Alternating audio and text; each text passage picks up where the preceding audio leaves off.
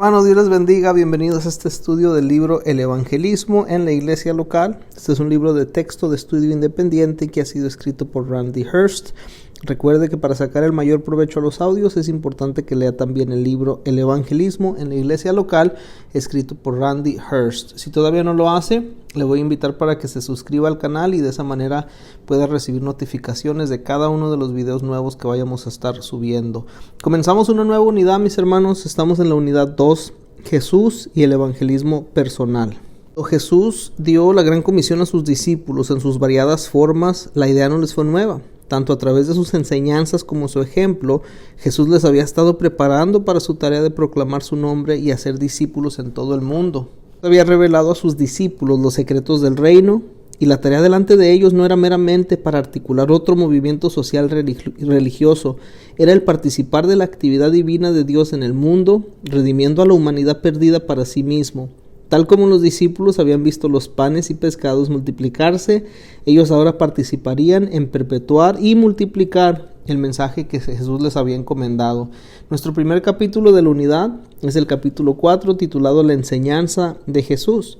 William Simpson, un joven misionero soltero de las Asambleas de Dios, llevó el mensaje de salvación a la inhóspita tierra de Tibet. Era un campo difícil. Por 14 años vivió una vida solitaria, cabalgando a través de montañas empinadas y remotas para poder compartir el mensaje de Jesús. A través de todos sus años laboriosos, él solo vio a unos cuantos tibetanos venir a Cristo. A la edad de 31 años fue emboscado y asesinado en un paso de montaña. Los aldeanos lo enterraron en una tumba poco profunda. El padre de William, el misionero W. Simpson, viajó desde China a la cordillera tibetana a reclamar el cuerpo de su hijo. Mientras estaba parado en la tumba de su hijo, alzó su voz para cantar la canción favorita de William. La semilla que he esparcido en primavera con llanto y lavada con lágrimas y el rocío de lo alto, otro podría dar voces cuando el segador de la cosecha juntara mi grano en la tierra feliz.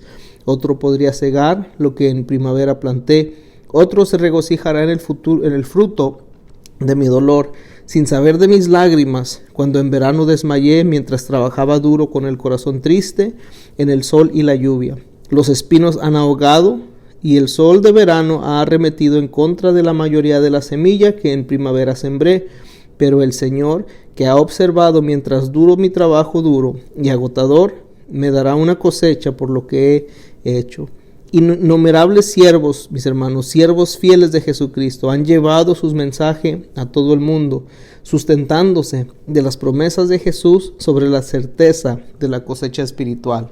Primera lección, la lección 4.1, se titula Las parábolas. El evangelismo no puede ser entendido si no se comprenden las enseñanzas de Jesús. Jesús enseñó a sus primeros discípulos la naturaleza del reino y los secretos de cómo ese reino eterno es establecido. Por 3 años él instruyó a sus discípulos en cuanto a su misión, tanto a través de sus palabras así como por sus acciones. Su propósito de venir al mundo y tomar forma humana fue declarado manifiestamente. Este fue el de buscar y salvar lo que se había perdido. Nuestra misión hoy es continuar con la misma labor que permanece inalterable. Las únicas parábolas encontradas en todos los 3 evangelios sinópticos son las de las analogías de la cosecha.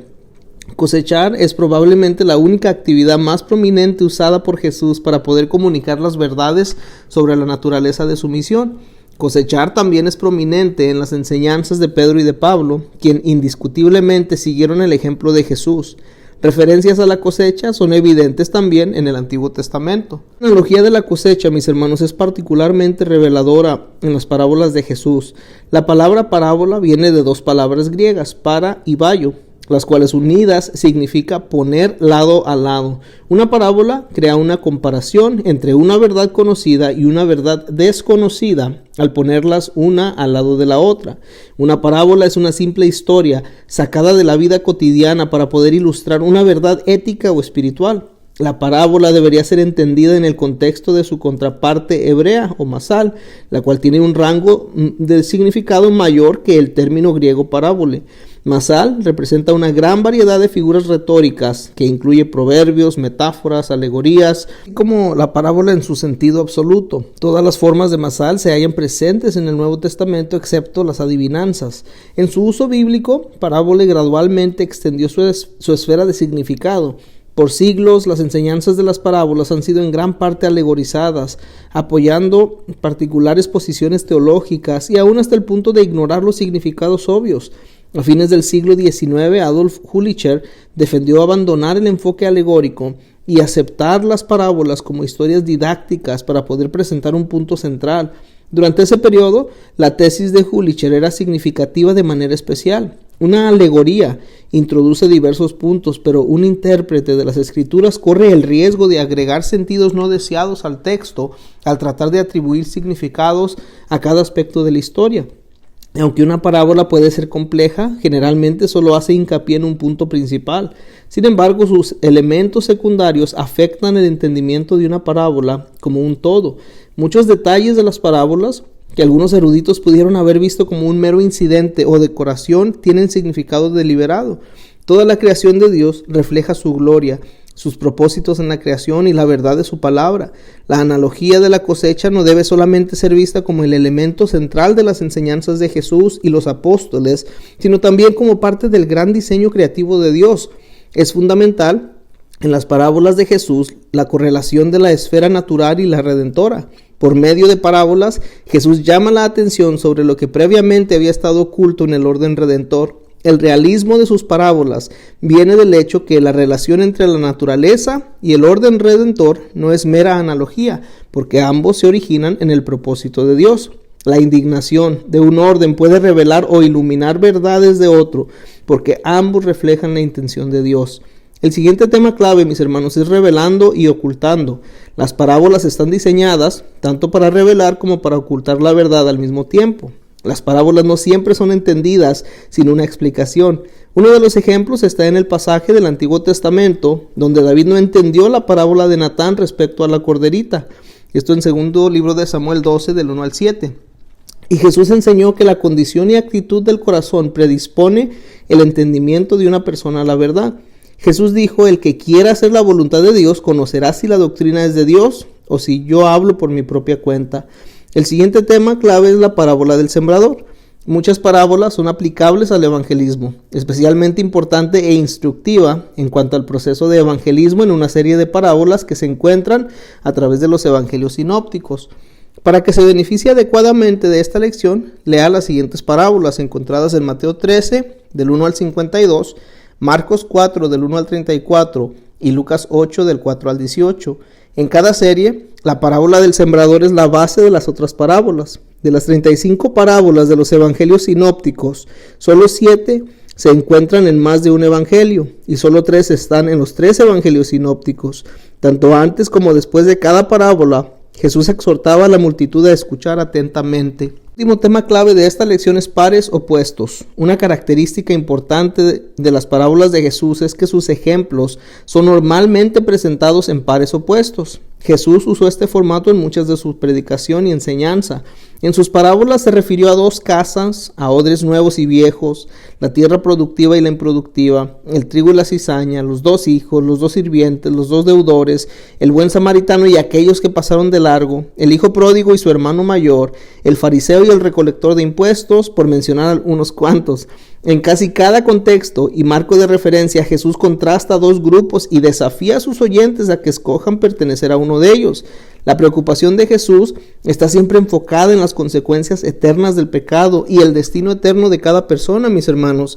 El centro de atención del Evangelio en el Nuevo Testamento está en la salvación de individuos que conformarán la novia de Cristo. El Evangelio llama a cada oyente a decidir y responder a la proclamación de la palabra de Dios. El registro que Mateo dejó acerca de las parábolas incluye una característica particularmente distinta. Pone en claro que Jesús enseñó en parábolas en esta etapa de su ministerio con el propósito específico de ocultar de la multitud la verdad de su persona y el reino de los cielos. Al principio, él había usado parábolas como ilustraciones con significados que eran obvios. Más tarde, habló en parábolas y las interpretó a sus discípulos ya en privado. De los escritores de los evangelios sinópticos, solamente Mateo cuenta que los discípulos estaban sorprendidos con este cambio. Las parábolas que siguen después de la parábola del sembrador sirven para ampliar sus verdades. En la parábola de la semilla de mostaza, por ejemplo, lo que empieza con un comienzo muy pequeño produce un resultado mucho más grande en proporción al tamaño de la semilla. Jesús estaba revelando que su reino comenzaría con un grupo pequeño de personas, pero crecería para convertirse en el más grande de todos. En la parábola de la cizaña, encontrada en Mateo 12 y también en el capítulos 36 al 43, Él revela que los poderes del mal no serán destruidos sino hasta el juicio final, y hasta entonces trabajarán en contra del reino, pero no triunfarán. En la parábola de la red de Mateo 13, dijo que habrá falsos miembros en el reino hasta la consumación final. Las parábolas de la perla preciosa y el tesoro escondido concluyen esta serie ya en Mateo 13, 44 al 46. Ellas enfatizan la verdad de que el reino de los cielos es la única realidad eterna, es más preciosa que todas las cosas terrenales y debe ser gozosamente adquirido a cualquier precio, incluyendo la pérdida de posesiones, de amigos y la vida misma. Inmediatamente después de la serie de parábolas registradas por Marcos, hay 3 milagros que revelan la autoridad de Jesús sobre los elementos naturales, el viento y el mar, también sobre la posesión demoníaca, el mundo espiritual y sobre la muerte. En cada evento la presencia de Jesús produce vida y vence la muerte. Las parábolas, mis hermanos, apuntan a la victoria final y la gloria del reino de Dios. Los 3 milagros demuestran la soberanía del Hijo de Dios y muestran que nada puede finalmente derrotar su propósito eterno. Este es el final de la lección 4.1. Comencemos ahora la lección 4.2, las tierras. Algunos abordan la parábola del sembrador con perspectiva negativa porque 3 de 4 tipos de tierra fallaron en producir vida duradera. La parábola va más allá de esos estorbos hacia la victoria final de la palabra de Dios en producir el reino de Dios. Aunque se dedica bastante espacio en esta parábola para describir los 3 tipos de tierra que son improductivos, solo una pequeña parte de la semilla caería en esos lugares en un campo real. La parábola no sugiere que la mayoría del trabajo del sembrador fue en vano. Nuestro primer tema clave de esta lección es 4 tipos de tierra o 2. Esto es una pregunta. La mayoría de las exposiciones de este pasaje tratan la parábola como teniendo 4 tipos de tierra: tierra endurecida, tierra pedregosa, tierra espinosa y buena tierra. Debido a que Jesús con regularidad presenta verdades en pares opuestos, la parábola también puede verse como presentando 2 tipos de tierra: aquella que es productiva y aquella que es improductiva. 3 ejemplos se dan para cada tipo de tierra. Recuerde que estas parábolas tratan acerca del reino de Dios, en las cuales hay solo 2 resultados finales. Cada persona en la tierra enfrenta uno de solo 2 destinos finales. Comenzamos con la tierra improductiva. El primer tipo de tierra está condicionada previamente al fracaso, que es la tierra endurecida, es parte de la tierra improductiva. Debido a que la tierra dura no está preparada para recibir la semilla, los pájaros vienen y se la llevan antes de que tenga oportunidad de germinar.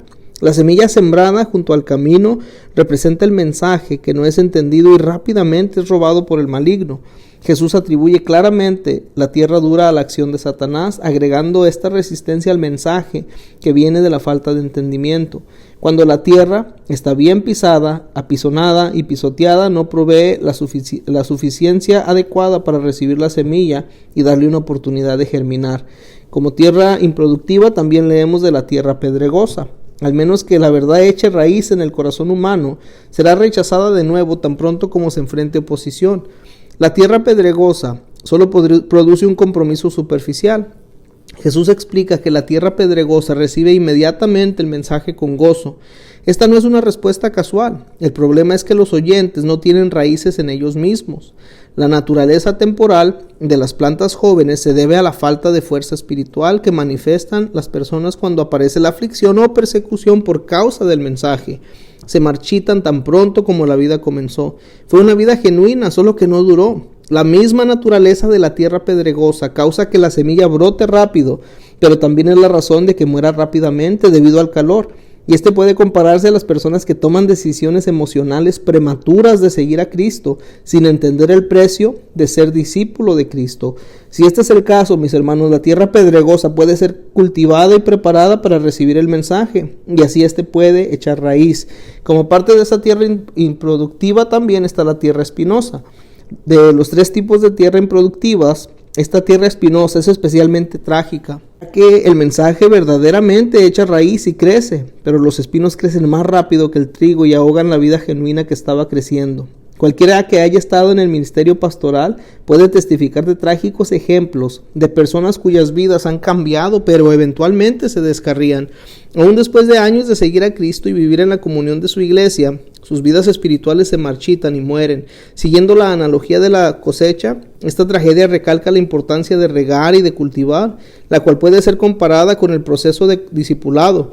Aún el cultivo cuidadoso no siempre resulta en frutos duraderos. Algunos fracasos en el cultivo están en la naturaleza de las decisiones de la persona.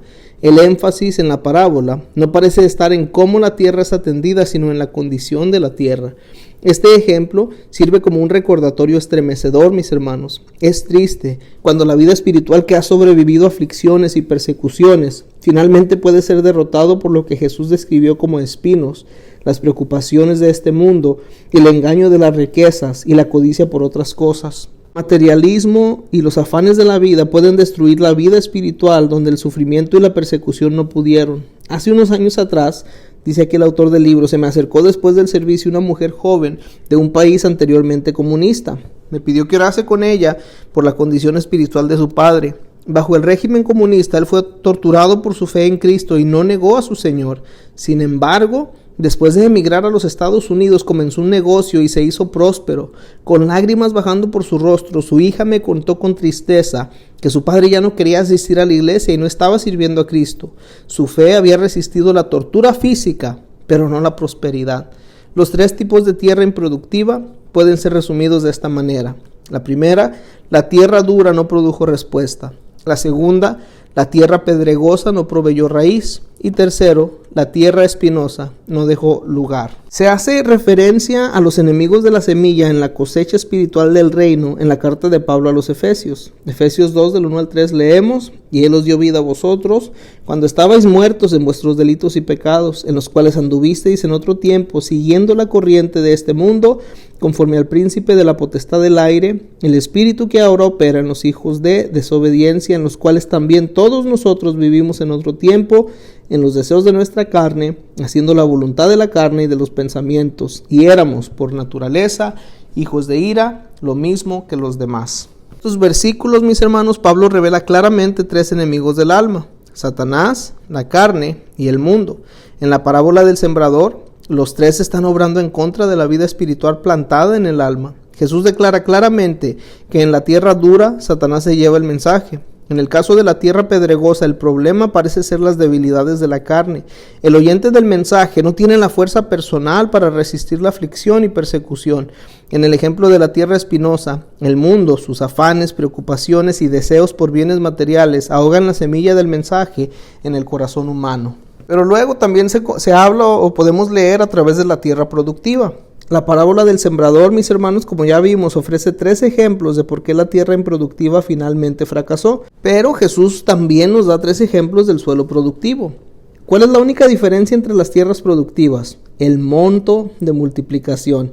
En estudios de los campos palestinos y de antiguos métodos de agricultura, los granjeros consideraban una buena mies la cosecha de 10 por 1. Ciertamente una cosecha de 30 por 1 sería grande.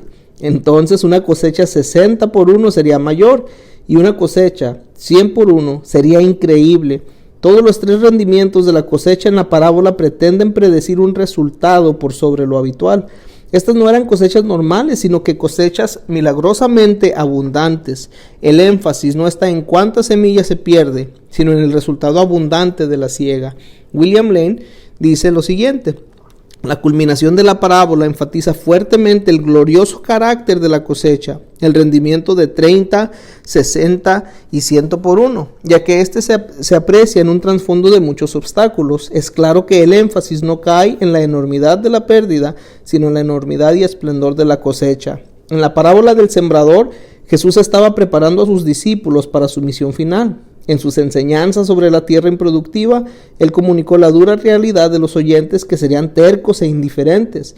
La culminación de la parábola estaba en la cosecha excepcionalmente abundante de la semilla que cayó en buena tierra. ¿Por qué el mensaje no produce el mismo resultado en cada corazón? La respuesta es que la operación de la palabra de Dios en el corazón del hombre no es automática. Aunque la verdad del mensaje no cambia, la naturaleza de las respuestas está determinada por la naturaleza del corazón que la recibe. El corazón duro, el corazón pedregoso, el corazón saturado y el corazón bueno están todos presentes cuando la palabra de Dios es predicada. Esto no se refiere meramente a la predicación del Evangelio en su respuesta inicial de arrepentimiento o conversión. Toda la vida cristiana es una continua y evolutiva respuesta a la revelación y el mensaje de Dios. ¿Cómo se puede culpar a las personas por condiciones de sus corazones? ¿Acaso ellas por decisiones anteriores han determinado la naturaleza de su corazón? Jesús no trata con ese asunto. El punto de la parábola es que la naturaleza del corazón de las personas varía y esa variación afecta su respuesta. El significado de las parábolas de Jesús está oculto a aquellos que están afuera. Sus enseñanzas no endurecen los corazones de la gente, más bien sus corazones ya están endurecidos, ya que el conocimiento de la verdad conlleva la responsabilidad de una aceptación y respuesta apropiadas. El retener la verdad a aquellos que están endurecidos en contra de ella podría interpretarse posiblemente como un deseo por parte de Jesús de no aumentar el juicio. Tanto en los escritos de Mateo como de Marcos, mis hermanos, Jesús comienza y termina las parábolas con la amonestación de escuchar con detención. Si comparamos la parábola con una pintura, la exhortación de Jesús a escuchar al principio y al final sirve como un marco. Este marco puede ser tan importante como el cuadro en sí. Al exhortar a toda la muchedumbre a escuchar atentamente, Jesús estaba dando a entender que cada persona puede escoger cómo escucha. De lo contrario, ¿por qué exhortaría a la multitud entera a escuchar con atención las parábolas que él explicaba más tarde solamente a sus discípulos? Su amonestación de aquel que tenga oídos para oír oiga, claramente supone que cada persona tiene el potencial de ser cualquier tipo de tierra, resultando en que sea productiva o sea improductiva. Con eso terminamos la lección 4.2. Vamos a comenzar ahora la lección 4.3, mis hermanos, el sembrador. Comienza aquí el autor diciendo: en años recientes algunos eruditos de la Biblia han sugerido que la parábola del sembrador debe titularse la parábola de las tierras. La idea viene del entendimiento que la mayoría del contenido de las parábolas se concentra en 4 tipos de tierra. Si la suposición es que el contenido de las parábolas tiene solo un punto, alguien podría concluir que, ya que la mayoría del contenido de la parábola se relaciona con la tierra, ellas deben ser el foco principal. Aunque la naturaleza de las tierras es de gran importancia en la parábola, continuaremos refiriéndonos a ella como la parábola del sembrador, y lo hacemos por estas razones. Número 1. Jesús la intituló la parábola del sembrador. En el escrito de Mateo, Jesús dice: oíd pues vosotros la parábola del sembrador, Mateo 13:18.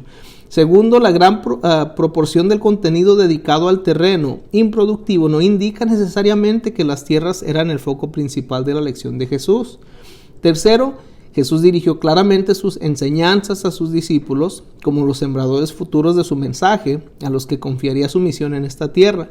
Y cuarto, la parábola debe ser vista como parte de la estructura compuesta por un grupo de parábolas, todas las cuales se concentran en la cosecha espiritual final. Juntas, ellas evalúan de manera realista los desafíos y dificultades, pero lo hacen en el contexto de la abundante cosecha final que Dios producirá por medio de la obediencia de los sembradores. Parte de la preparación de los discípulos para el ministerio fue que entendieran la dura realidad enfrente de ellos, mis hermanos.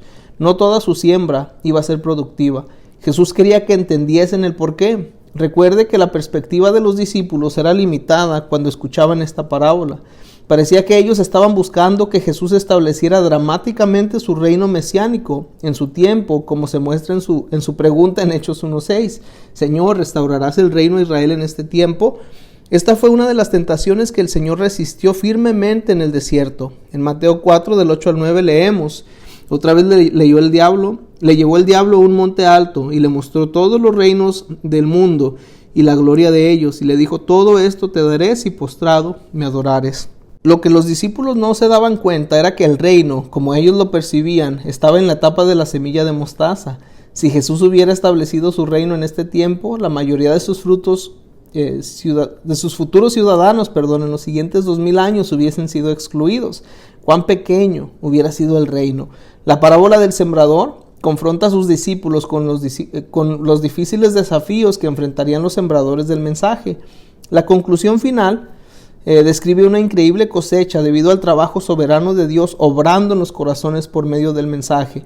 Cada uno de los escritores de los evangelios sinópticos relata diferentes parábolas después de la parábola del sembrador. Pero cada serie, mis hermanos, nos lleva a dos conclusiones principales. Número uno, en el tiempo de la cosecha, el cual Jesús explicó es el final de los tiempos, toda persona en la tierra enfrentará uno de dos juicios finales. Y segundo, finalmente el reino de Dios triunfará y la buena cosecha será abundante. Al comienzo de cada explicación relatada en los 3 evangelios sinópticos, Jesús deja en claro que la semilla es la palabra. Por supuesto, la Biblia como la conocemos no existía en su forma actual cuando Jesús enseñó esto.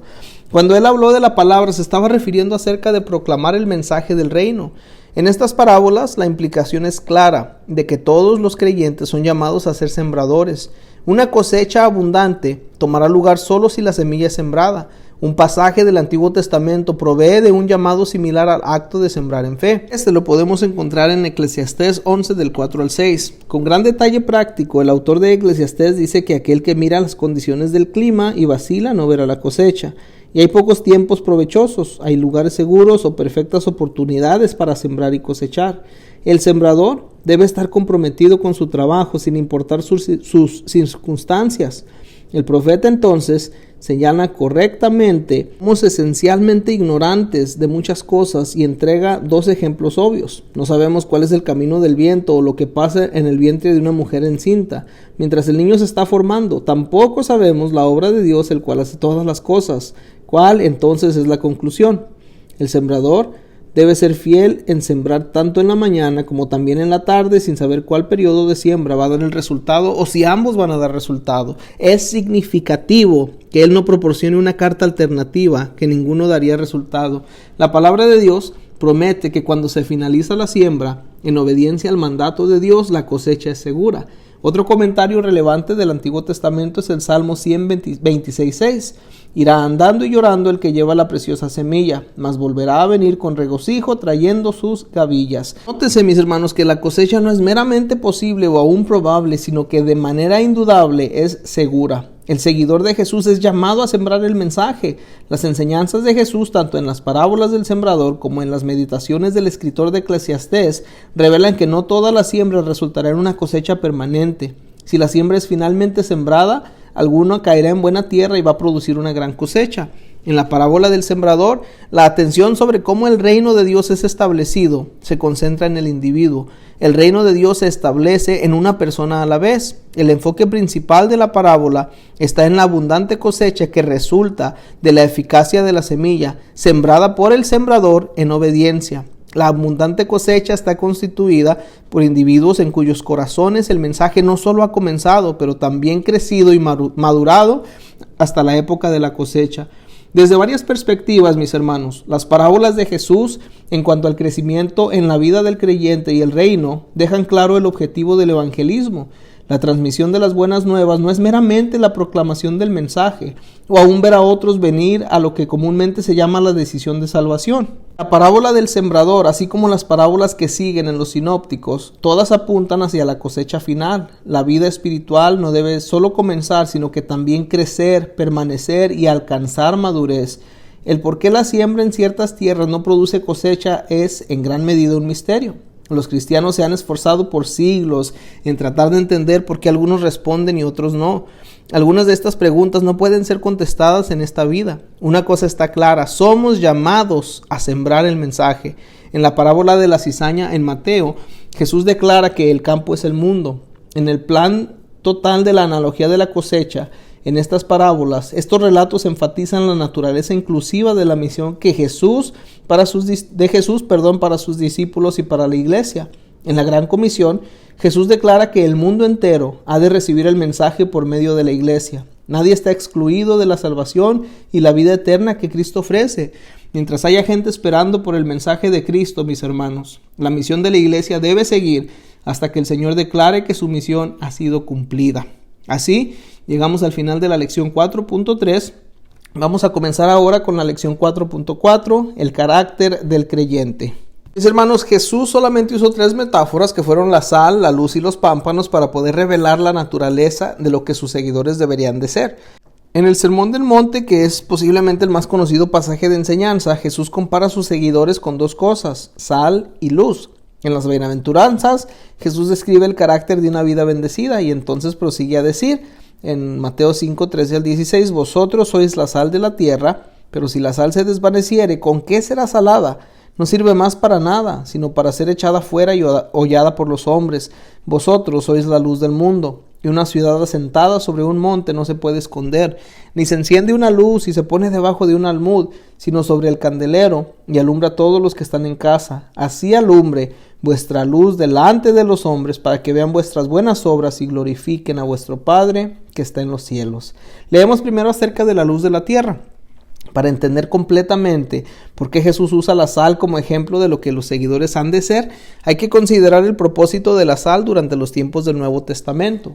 El énfasis principal en la breve descripción de Jesús se encuentra en la propiedad de la sal llamada salsedumbre, o, como lo pone la Biblia Nueva Versión Internacional, su sabor.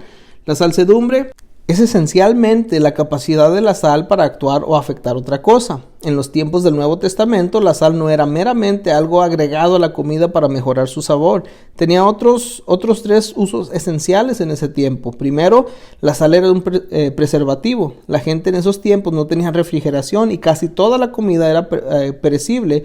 La sal era usada para preservar la comida.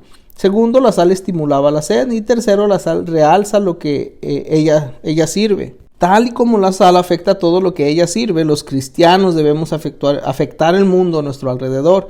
Durante el siglo XVIII, Inglaterra se había deteriorado socialmente y había vuelto moralmente decadente.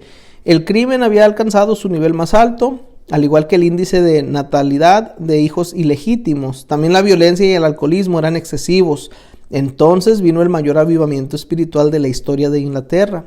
Dios levantó mensajeros osados y apasionados del Evangelio, tales como John Wesley, George Whitefield, quienes predicaron la palabra de Dios en campos abiertos porque las iglesias establecidas no estaban dispuestos a recibirlos. A menudo se les ridiculizaba públicamente en los diarios.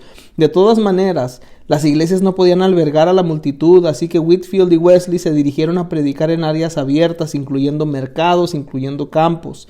Mientras el avivamiento espiritual se propagaba por Inglaterra y aún se extendía a otros países europeos y a los Estados Unidos, el efecto de avivamiento no solo renovó espiritualmente a la iglesia, también tuvo un poderoso impacto social en la cultura. El crimen, la violencia y los nacimientos ilegítimos declinaron drásticamente. La sociedad británica, en su gran mayoría, fue radicalmente transformada. A través del reinado de la reina Victoria, la sociedad británica estuvo marcado por la claridad de virtud moral. Los historiadores han dado debido crédito a la reina Victoria por su influencia positiva en el carácter moral de Inglaterra, que se desarrolló en la era victoriana. También es probable que este positivo oleaje de moralidad y el mejoramiento de una sociedad entera sean atribuibles tanto al avivamiento wesleyano como a la influencia de la reina Victoria. Este impacto positivo en Inglaterra duró por muchas décadas. La iglesia puede tener un efecto persuasivo en una nación entera cuando los cristianos viven como nuestro Señor desea. El pueblo de Dios debe ser un preservador moral en su cultura. Tal como la sal afecta a aquello con que toma contacto, los cristianos deben tener un afecto en los no creyentes de nuestros vecindarios y en los lugares de trabajo. Nuestra presencia debería estimular un deseo espiritual de Dios y un hambre por la verdad y la rectitud. Aunque los cristianos no son de este mundo, debemos nosotros, mis hermanos, estar activos en el mundo, teniendo un impacto positivo en las vidas de los que nos rodean. Ahora leamos acerca de la luz del mundo. Jesús dijo, vosotros sois la luz del mundo. Consideremos las cualidades de la luz. Número 1, la luz revela dónde están las cosas. Y número 2, la luz da guía y dirección. El pecado ciega a la gente a la realidad, pero la verdad los hace libres. Como mensajeros de Dios en este mundo, mis hermanos, debemos comunicar esa verdad libertadora. Cuando describió los días finales, Jesús advirtió repetidamente a sus seguidores sobre no ser engañados. En la cultura actual, el engaño abunda, la sabiduría convencional distorsiona, y Jesús dijo que una lámpara en una repisa da luz a todos los que están dentro de la casa, y una ciudad asentada sobre un monte no puede esconderse. La iglesia debe ser visible en la comunidad como un testimonio de verdad y de vida recta. Los perdidos en este mundo están en una búsqueda, están ciegos por causa del pecado y no saben realmente lo que están buscando, pero están buscando. Los seguidores de Cristo tienen la respuesta: Jesucristo, Redentor de la humanidad y Salvador del mundo. A un mundo que está perdido y vagando en pecado, hemos de mostrarles el camino al perdón reconciliación con Dios y vida eterna. Muchos años atrás, dice el autor, conocí a un misionero de los Hermanos Libres. Me contó acerca de un hombre en una aldea de Pakistán que había recibido a Cristo.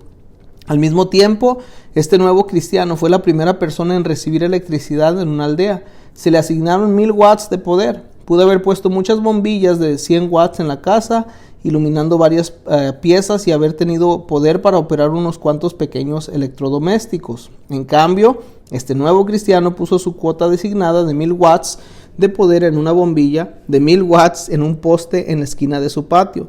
El farol iluminaba la esquina entera de la aldea. En la tarde, los ancianos se juntaban cerca de la luz para hablar y los niños jugaban. Cuando el misionero habló con este hombre, se enteró que este nuevo creyente aún no había leído Mateo 5:16. Así alumbre vuestra luz delante de los hombres para que vean vuestras buenas obras y glorifiquen a vuestro Padre que está en los cielos. Aún así, el Espíritu de Dios le había dado el deseo de bendecir a otros en vez de servirse a sí mismo. Fue un testimonio de lo que un cristiano debe ser, un dador de luz a aquellos que viven en tinieblas espirituales. Por último, mis hermanos, leemos acerca de la vid y de los pámpanos.